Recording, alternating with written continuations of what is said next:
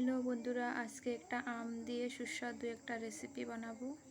আম দিয়ে আজকে মালপোয়া রসমালাই বানাবো। পুরো ভিডিওটা আপনারা দেখবেন, আশা করি ভালো লাগবে।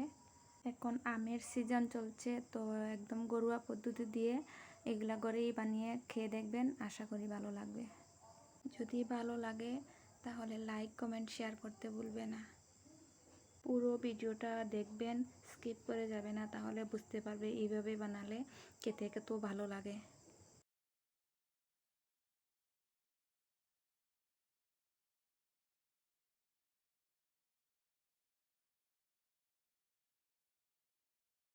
এলাচ, তেজপাতা, চিনি দিয়ে শিরাটা বানিয়ে নিয়েছি। একটা একটা করে মালপোয়া দিয়ে দিলাম শিরার মধ্যে। 5 মিনিটের জন্য ঢাকা দিয়ে রেখে দিয়েছি। গ্যাসটা অফ করে 5 মিনিটের জন্য আবার ঢেকে রেখে দিয়েছি।